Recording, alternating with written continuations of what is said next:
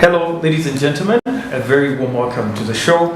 Thank you so much for joining us today, this evening. You're watching Smart 24 TV, and we do drive your business. My name is Anthony, and this is The Point. And on The Point, we analyze policies, we bring discussions out of the boardrooms and get them to your viewership so you can actually get to take part in policy making and get to see what the policymakers go through once they come to discuss issues that actually matter. And we are airing right now live on our YouTube platform, that's at Smart 24 TV. We are also GOTV channel 394 and DSTV channel 372, and you can follow us there. You can also get to our Twitter, that is at Smart 24 TV, to follow and get us some feedback. It will be so helpful as we move forward. And of course, for those of you who are investors, you can also remember to check out Altex East Africa and be able to invest in the treasury bond market. Now, recent reports and findings compiled by the Uganda Bureau of Statistics indicate that at least 9.3 million young people or youth are neither in education nor in the employment sector or receiving any sort of training, formal or informal. And youth unemployment remains a serious challenge to Uganda, which has actually forced government to recently concede that the level of unemployment in the country and the level at which we are actually releasing new people in the job market does not actually match the job creation or the jobs that are already in the market. Now, today we are asking a question of how the youth can be able to be part of the sustainable development and be able to take part of the economy and be able to embrace technology and be able to be part of this economy, despite the fact that we are living in a very challenging environment. And in particular, we are going to be talking about some of the vulnerable groups that we have amongst the young people. For example, those living with HIV and AIDS, and those as well who haven't probably acquired enough training or haven't gone to school for that matter. How can they be also part of the economy by making money and being able to create jobs for their other fellow young people? And joining me today on this set are very special people, and one of them is Miss Awori Ruth, who is the Executive Director of the Ugandan Network of Young People Living with HIV/AIDS. This is an organization that started in 2003, and she is currently the Executive Director and leader of the same organization and institution, and she's going to be telling us a lot more about how even young people living with HIV and AIDS and other probably marginalized groups can also be able to take part in sustainable development. Another gentleman joining us on the other side is none other than Mr. Woira Michael, who is actually the communications officer of the Government Citizenship Interaction Center under the State House. Now, this is a body that operates under State House of Uganda, of course, under the government of Uganda, and mediates between citizens and the government. So we have a person here representing probably the government and also the voice of the people. So they listen to the people and of course carry these matters to government so that they can make policies that are relevant and effective for the current situation. You're very, very welcome. Thank you very much. Yes, I'm very happy to see you. I don't know if I'll start with ladies first. I hope Mr. Michael won't be offended. You can't be offended. Absolutely. It's the ladies' month. Yeah. It's a ladies' month, sure. Right? Happy Women's Day, Mrs. Ruth. Thank you. Miss Ruth. I keep calling you Mrs. Take it in Jesus' name. Yes, you're most welcome to the show. Thank you very much. Yes, tell us about yourself and UNIPA, or the Ugandan Network for Young People Living with AIDS. Just like you said, my name is Ruth Awori. I work with the Uganda Network of Young People Living with HIV as the Executive Director. This is a youth-led and youth-serving organization that was started in 2003, just like you said, to coordinate and provide leadership to ensure the meaningful participation and engagement of young people in programs that affect their well-being. I'm very happy we're having this conversation. So we work with young people living with HIV, but also those that are affected by HIV in their respective ways, because we know either you're infected or affected in one or the other. So the kind of work that we do involves advocacy, building capacities of young people, supporting them to participate in different programs, peer-to-peer models that where we work with fellow young people to reach out to their colleagues in regards to access and utilization to services, in regards to advocating for issues that affect their well-being, but also in supporting them to participate in different programs. And among the other things that we do are innovations that speak to the needs of young people. So the kind of advocacy that we do is actually need-based. We speak to the current and changing issues of young people, because as we know, young people's needs keep changing with every scenario that comes in the country. Today it's COVID, the next day it's GBV, the next day it's mental health. So we are dynamic with the current state. Now, We are dynamic with the ever-changing needs of the young people living with HIV and those affected by HIV. Yeah. Well, interesting. When did you join the organization, per se? Because it started in 2003, but I'm sure by then probably you were not yet born. I was born. I was born by then. Okay. But I personally joined the organization in 2018. That's like 5-6 years ago. And I joined in the capacity of a program officer. And this is actually one example of how are we preparing young people to take up the different spaces to be into employment, because the position that I'm in right now, I was groomed, trained, mentored into the position from being a program officer to becoming a programs manager until right now, where I am the executive director supporting my fellow young people to also be able to take up the same spaces as I have. Wow, interesting. Very warm welcome. Thank you. Let's have Mr. Woira Michael here from the Government Citizenship Interaction Center. Mr. Woira, tell us about GCIC and tell us about yourself and what you do at the organization. GCIC is an entity that started years ago, like in 2017. And basically it was started to coordinate and engage with the citizens. As you can see, it's all about interacting with the citizens and bringing back the feedback. You know, for quite some good time, government never had such an institution that has to go back to the local people, engage them, look at the projects and all the initiatives that are started by government, and then you report back. And now, after some time, it was under the Minister of ICT, then the President saw it wise to take it to State House.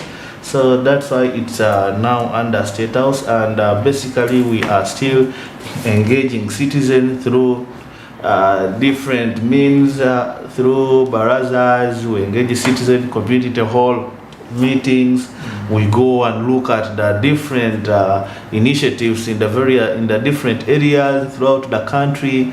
So we engage with leaders in different regions. We engage a region, and we engage these leaders, hear from them, and then get the feedback and feed it to the President. And we also sometimes engage these different entities through using digital media. We use digital media, we simplify all government message into simple information that can be understood by everyone in the different languages.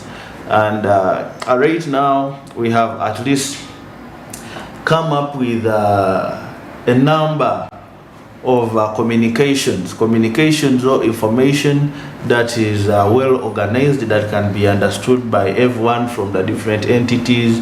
Whenever people want to get information about passports, about visa, about the airport, about police. So we have been doing all that for some good time, and at least the people now understand that there is an organization, there is an agency that can help them get the information that they need easily, because we also have WhatsApp numbers and other toll-free numbers that people always call, and we always help them because we know who to call. If someone is suffering because of a passport, we know who to call and we know who to engage to question, so that things are being simplified. That is the way we do to help the citizens. And I think that's all that you wanted to know about GCIC. No, I probably have more that I would want to know. But very interesting, you said, you can give a call. And, in Uganda, calls are really important. When we talk about calls, you know what we are talking about. And now, you coming from State House, it gives me even more stature to say, wow, I know someone from State House. But let's talk about the common person. Does really the president, I don't know if this is true, does he take time to actually listen to all these things? Or you guys actually keep them in the boardroom, you try to summarize and pick out a few good ones, and for what, only the good ones? Does he get time to listen to the president cannot listen to everything, but there are things that we can sort. Like, for example, if someone calls and is like, I paid for the express passport, but these are now 2 weeks, I've not got my passport. For me as a person, I'll move to the passport office and tell them, please, what is your problem? Why is this person not getting their passport? So some things are being sorted. Some things are easily sorted, and all the ministers know that the president always talks to them in cabinet and tells them, this is what you're supposed to do, work with the Government Citizen Interaction Center to help the citizens. But the president will not listen to all this. But there is that information, some information that has to reach the president. For example, if the president tells us that, please, GCIC, go and engage this region, write to me a report. We go engage, we bring back the report, he looks through the report and he gives us recommendations and what is supposed to be done. But of course, as you said, I'm Michael Wade. And I've been at Media Center. I was at Media Center for quite some good time, as you say, as an intern. So from my internship, I remained at Media Center, and some other face that is common around called Serumaga, we were interns. But after being interns, we have been there for all this time. We got employed. So that is something that all the youth should learn, that sometimes you have to be patient. You can be an intern, you can be a volunteer, but with time, you can keep upgrading. For now, we can't say that we have not benefited from government, because from campus, and you start like working immediately after campus without even looking for a job, that is a very good opportunity. Like you said, I think we can always make the call this time round. Okay, Mrs. Warrior. I don't know, the names are really close. They're close. Forgive me. According to the Uganda AIDS Commission, we have about 1.4 people in Uganda infected with HIV/AIDS. That was as per statistics last year. And estimations have at least 54,000 new people every year. That's probably the least and not the worst case scenario. But also they show at least 17,000 people die annually. And the HIV virus is now even more prevalent in the young people aged between 18 years and 30 years. And when you look at this is a reduction from what we used to have way back in 1990s, those days of File Bongole Retire, when we used to have that song where we had at least a very high death rate and a high prevalence rate. It has come down, but still statistics show amongst the young people, there's a growing trend in the number of cases. What do you think you can put this to?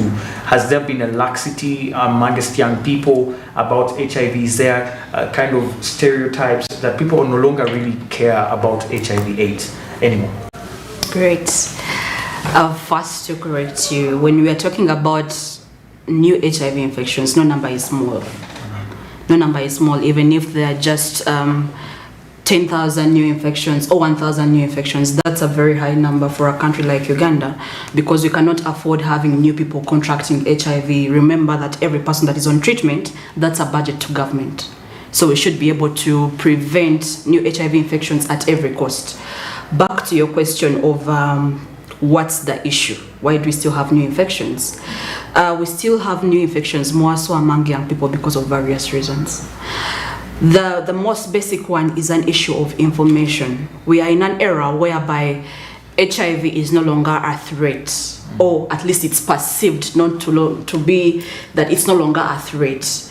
Before, you could see someone living with HIV becoming all skinny, having all those body rashes, happy zoster all over, they are bedridden. But today you can see someone living with HIV when they are healthy. So now people are attending to start to think that actually HIV is bearable and you can live with it, which is actually not true, because you still have to take treatment every day. So because of that perception that people no longer fear the disease itself is a reason as why many are contracting it. I'll give a scenario where many girls say, for me to become pregnant, I'd rather contract HIV. You get it? So it's more looked at as the new malaria, as the new cold, because there is treatment, which is something that we need to reverse as a country and bring back attention to HIV.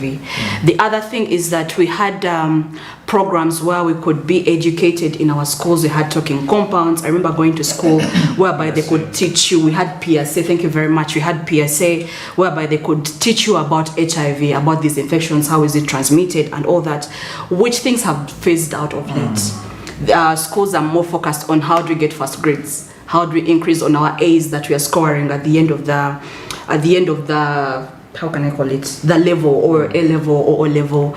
So we need to take back a step and start teaching our young people, how do we prevent HIV infections?